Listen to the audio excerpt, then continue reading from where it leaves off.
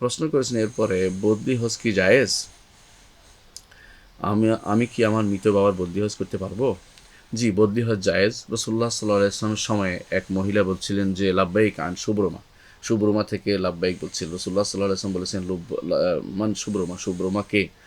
তখন ওই ব্যক্তি বলেছিলেন যে কারিব, তার কোন নিকট আত্মীয় অথবা ভাই, এটা বলেছেন। রাসূলুল্লাহ সাল্লাম বললেন যে হুজ্জা আন নাফসিকা সুম্মা আন সুব্রমা, আগে তুমি নিজের হজ করো তারপর সুব্রমা হজ করো।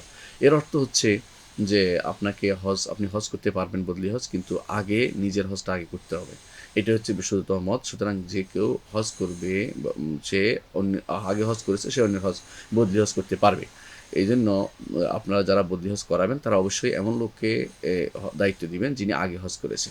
বদলি হজ যিনি করবেন তিনি যেন আর্থিক কোনো সুবিধার জন্য না করে, তিনি যেন শুধুমাত্র লিল্লাহ, তার ভাইকে সহযোগিতা করার জন্য, এবং তিনি যেন এই আশায় করেন যে তিনি মক্কা মদিনা এবং বিভিন্ন জায়গাতে, বিশেষ করে মাশায়েল হারাম, যেখানে মাশায়েল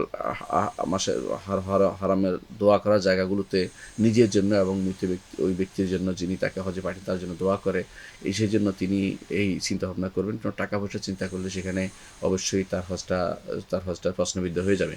এই জন্য অবশ্যই আমাদের যাদের হজ করাবো, যাদের বদলি হজ করাবো, এমন লোককে চয়েস করবো তিনি যেন বদলি হজ করে, এমন লোক যিনি আগে হজ করেছেন।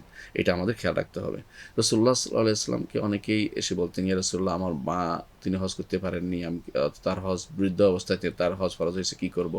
রাসূল বলতেন যে তুমি করো, তোমার মায়ের হজ করো। সেটা হচ্ছে, অর্থাৎ তুমি যদি কোনো আগে তোমার হজ করে থাকো, তারপর তোমার মায়ের বা তোমার পিতা তোমার অন্যদের হজ করতে পারবে।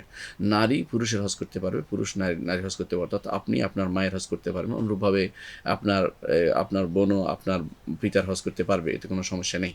শুধু এটাই খেয়াল রাখতে হবে তারা আগে হজ করেছেন। এই প্রশ্নটা এটা যেন ঠিক থাকে, আগে হজ করেছেন। আগে যে হজ করেননি তিনি আরেকজনের বদলি হজ করতে পারবেন না।